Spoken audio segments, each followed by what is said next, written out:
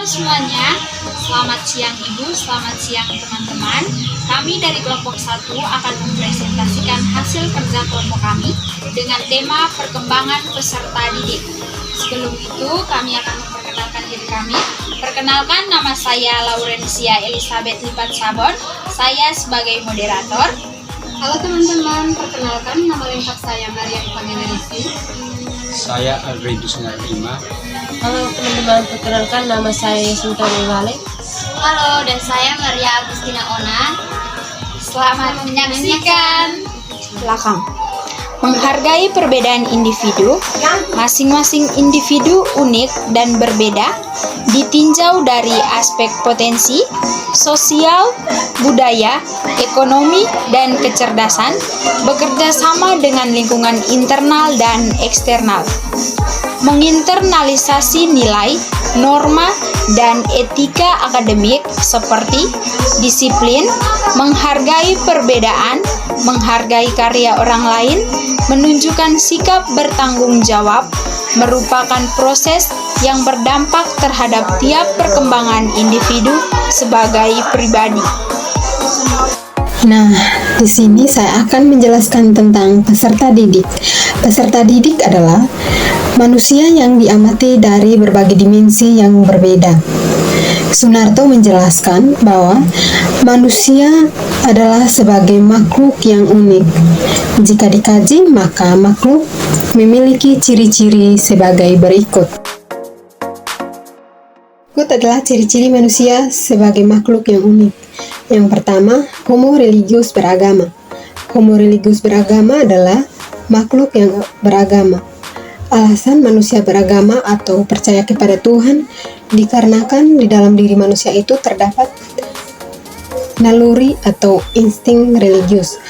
Contoh dari homo religius beragama adalah manusia melakukan ritual-ritual atau kegiatan-kegiatan keagamaan lainnya sebagai pegangan hidup. Yang kedua, Homo sapiens. Homo sapiens adalah manusia purba yang menyerupai manusia modern. Mereka terbentuk setelah terjadinya evolusi pada ribuan tahun yang lalu. Homo sapiens hidup antara 40.000 tahun sampai 10.000 tahun yang lalu. Ciri-ciri fisiknya juga hampir menyamari ciri fisik manusia yang masa sekarang. Ciri-ciri Homo sapiens dapat diuraikan sebagai berikut. 1. Tinggi badannya berkisar 120 sampai 210 cm. Berat badannya berkisar 30 sampai 150 kg. Sedangkan volume otaknya berkisar antara 1000 sampai 2000 Celcius. Yang ketiga, Homo faber. Homo faber merupakan konsep yang menggambarkan manusia sebagai pekerja. Pekerjaan adalah hal yang penting bagi kehidupan manusia. Yang keempat, Homo homini secius.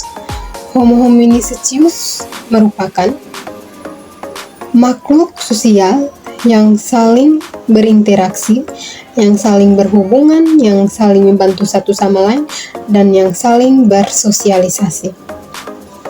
Yang kelima, etis dan estetis bisa disebut sebagai etika dan estetika.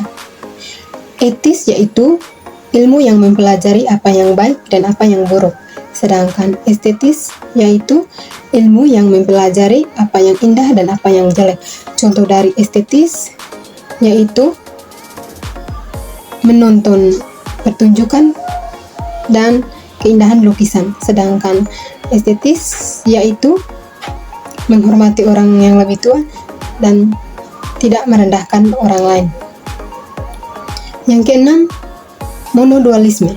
Monodualisme adalah artinya dia sebagai makhluk sosial sekaligus makhluk individu.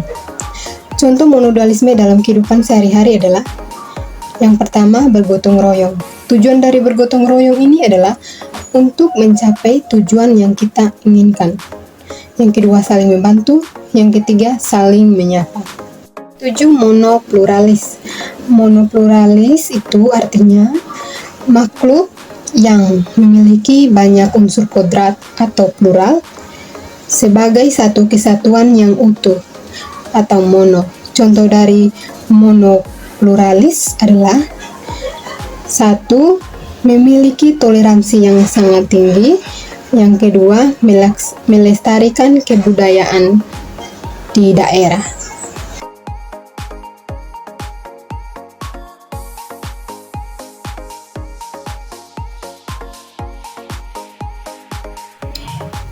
Oke teman-teman, sekarang saya akan menjelaskan tentang pertumbuhan fisik.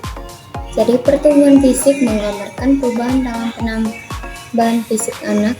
Perubahan yang terjadi misalnya pada usia 1-3 bulan, perutnya terlihat secara nyata menonjol dan bandingkan dengan anak yang telah berusia 1 tahun.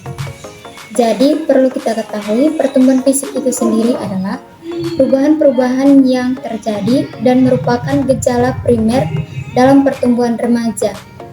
Perubahan-perubahan ini meliputi perubahan ukuran tubuh, perubahan proporsi tubuh, munculnya ciri-ciri kelamin yang utama atau primer, dan ciri kelamin kedua atau sekunder. Otot tubuh yang bertambah kuat dan ikut dengan gerakan yang terkoordinasi secara bertahap. Hal ini merupakan proses awal tubuh kembang anak. Seiring dengan pertumbuhan, badan si kecil jenis aktivitas juga banyak berubah untuk memfasilitas tambahan fisiknya. Pertumbuhan fisik dapat diukur dengan menggunakan angka. Contoh pertumbuhan berat badan, pertumbuhan tinggi badan, pertumbuhan panjang rambut, dan lain sebagainya. Jadi dalam pertumbuhan fisik itu terdapat beberapa ciri. Seperti yang pertama merupakan perubahan yang dapat diukur secara kuantitatif. Yang kedua, mengikuti perjalanan waktu. Yang ketiga, dalam keadaan normal, setiap anak memiliki pertumbuhan tertentu. Jadi, selain ciri, pertumbuhan fisik juga memiliki faktor pertumbuhan fisik. Yang pertama, keturunan. Kedua, lingkungan. Yang ketiga, jenis kelamin. Yang keempat, hormon. Yang kelima, aktivitas fisik. Yang keenam, sosial dan ekonomi. Yang ketujuh, nutrisi. Jadi bisa kita lihat pada contoh gambar berikut yang merupakan gambar pertumbuhan fisik dan faktor pertumbuhannya. Terima kasih. 3. Pengertian perkembangan. Pengertian perkembangan adalah bertambahnya struktur dan fungsi tubuh yang lebih kompleks dalam kemampuan gerak kasar, gerak halus, bicara, dan bahasa, serta sosialisasi dan kemandirian. Perkembangan merupakan hasil interaksi kematangan susunan saraf pusat dengan kemampuan bicara, emosi, dan sosialisasi. Ada 2 aspek perkembangan yang dipengaruhi oleh faktor genetik atau keturunan. Yang pertama, kecerdasan menurut Arthur James, itulah 80% dipengaruhi oleh faktor genetika. Yang kedua, temperamen dipengaruhi oleh faktor genetik atau keturunan. Baik, selanjutnya fase-fase perkembangan. Ada 5 fase perkembangan anak.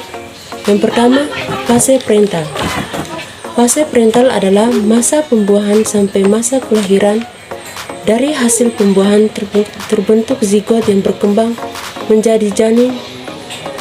Organ dan seluruh anggota tubuh janin pun terus tumbuh dan berkembang dalam kandungan kurang lebih selama 9 bulan. Yang kedua adalah fase bayi. Pada tahapan pertumbuhan manusia ini, bayi sangat bergantung pada orang tua dan mulai belajar mempercayai orang-orang di sekitarnya. Yang ketiga adalah fase kanak-kanak awal, disebut juga prasekolah, yaitu 5-6 tahun. Dalam tahap pertumbuhan manusia ini, anak belajar melakukan banyak hal sendiri seperti makan, buang air, toilet, dan bermain bersama teman-teman. Yang keempat, fase kanak-kanak tengah dan akhir. Pada tahap ini, anak umumnya sudah menguasai keterampilan dalam membaca, menulis, dan berhitung. Yang kelima adalah Fase remaja. Pada pertumbuhan, Yang keempat, fase kanak-kanak tengah dan akhir. Fase kanak-kanak tengah dan akhir adalah masa pertumbuhan manusia yang berlangsung sejak umur 6 sampai dengan 11 tahun.